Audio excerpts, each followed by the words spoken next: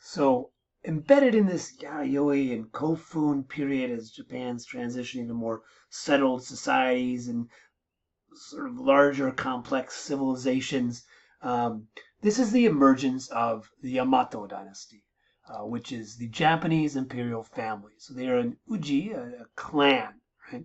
That are supposedly, as the story goes, Emperor Jimmu. And this story is he's the first Japanese emperor. He became to power accordingly February 11th, 660 BC, which is National Foundation Day for Japan. This is Jimmu here. His world, his history is recorded again in these Japanese historical texts of the Nihon Shoki and the Kojiki. But he is supposedly Jimmu and his brothers grew up in Kyushu, so southern Japan, and they were moving around trying to kind of set up their own little kingdom.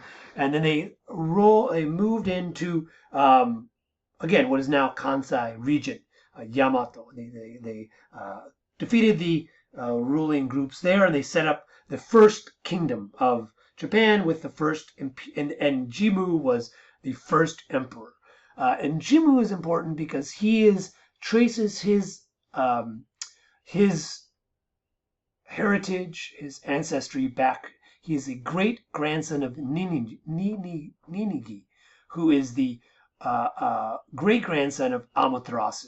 Right, so he's related to this. So this is where this Amaterasu, she is, and Amaterasu is the sun goddess of the Kami Shinto sun goddess. We'll talk about her a little bit later.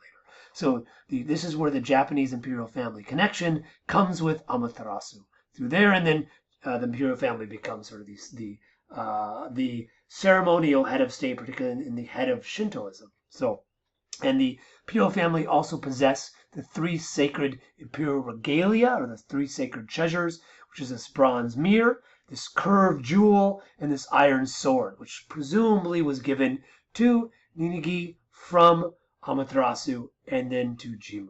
Right? So that's kind of where the imperial family comes from.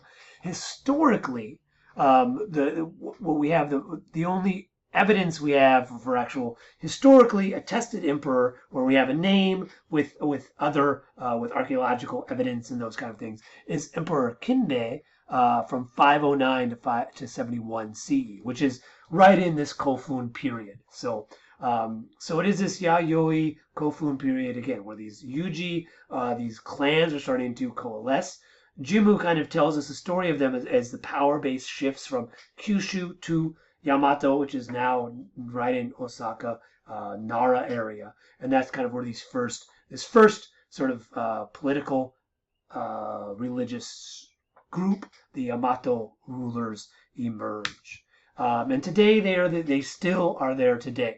They're the longest royal lineage in the world, the longest lasting. They're the ceremonial head of the Shinto religion. The emperor is the head of Shintoism.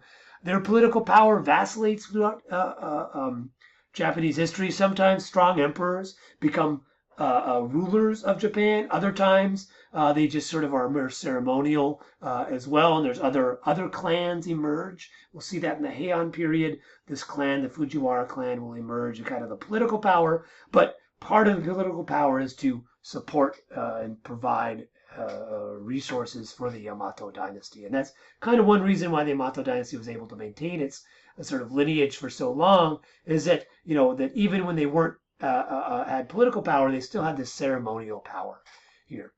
They're the symbol of Japan, the chrysanthemum throne. This is their flag. There's 122 recognized monarchs of the Yamato dynasty. They had the imperial palace. This is the imperial palace in Kyoto, which was the imperial palace from 794 to 1868. And then in 1868, the imperial palace was shifted to Tokyo, Edo Palace, which is where it is today. The current Japanese emperor is Naruhito, pictured here. He just became emperor in 2019, ushering in the Reiwa era. So another sort of side note, if you're ever looking, if you go into Japanese history, you'll see that Japanese history are the dates of Japan are connected to the emperor.